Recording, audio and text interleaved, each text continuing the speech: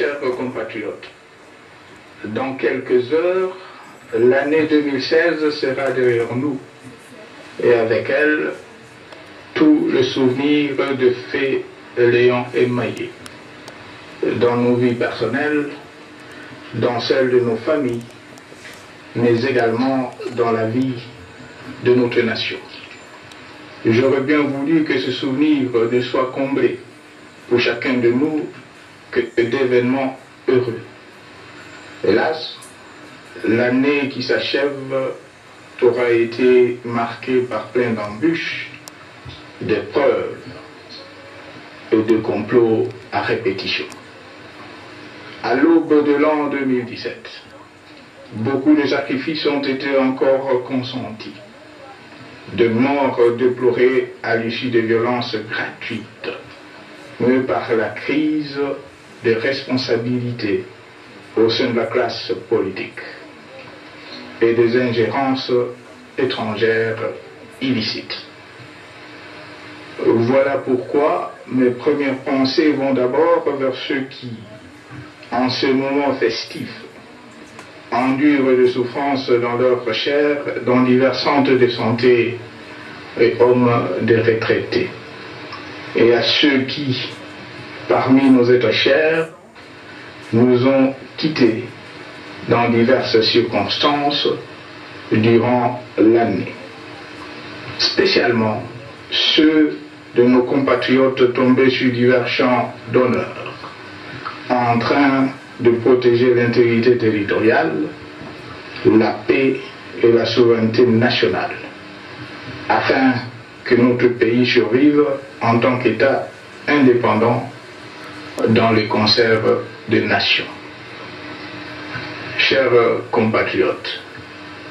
pour l'an 2017, fort du consensus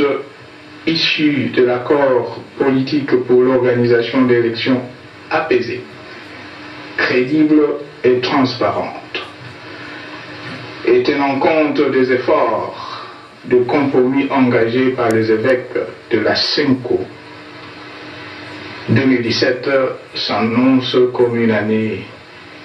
de plusieurs enjeux. 3 défis majeurs s'imposent à nous. Il s'agit respectivement de la consolidation de la paix, de la sécurité et de la stabilité politique, la reprise de la stabilité économique et monétaire et de la poursuite sans désemparer du processus électoral déjà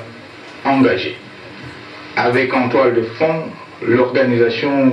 des élections attendues conformément au calendrier de la CENI. À ce sujet, maintenant que d'aucuns ont expérimenté les limites et les dérives de la stratégie d'appel à la violence, et que tout le prétexte au complot divers contre la République sont ôtés, j'en appelle au sens de responsabilité de chacun et à l'engagement sincère de tous, à créer de véritables conditions de paix et de stabilité sur toute l'étendue du territoire national, en vue de permettre à notre centrale électorale, actuellement en déploiement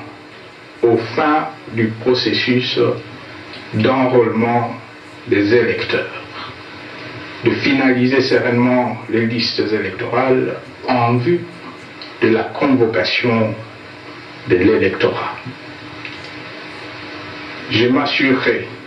que chacune des institutions concernées fasse sa part et que plus rien ne nous distrait de cet objectif. En effet, seul notre peuple, dans sa souveraineté, devra demeurer la source du pouvoir dans notre pays, par la voie des urnes, conformément aux prescrits pertinents de la Constitution. En entendant ce rendez-vous historique avec le peuple souverain, j'en appelle ici également à toutes les institutions concernées de la République, en premier lieu le gouvernement, de concentrer leurs efforts sur la maîtrise du cadre macroéconomique en vue de relancer la production nationale à travers l'option levée de la diversification de notre économie, la poursuite de l'assainissement du climat des affaires, l'attrait de nouveaux investissements productifs et la création des emplois, spécialement en faveur des jeunes. Chers compatriotes, au seuil de l'année 2017, je formule le vœu de voir que les Congolaises et Congolais vivent en paix, s'adonner à leurs activités productives et contribuer à la prospérité nationale, s'enrôler massivement et participer à la consolidation de notre jeune démocratie. À ceux de partis encore agités de la République, du nord au sud, de l'est à l'ouest, je les rassure que les dispositions sont prises pour engager une guerre sans merci contre tous les groupes armés récalcitrants, en vue de mettre définitivement un terme au cycle de violence qui les déstabilise sans cause et qui n'a que trop duré. Que Dieu bénisse la République démocratique du Congo. Bonne et heureuse année 2017.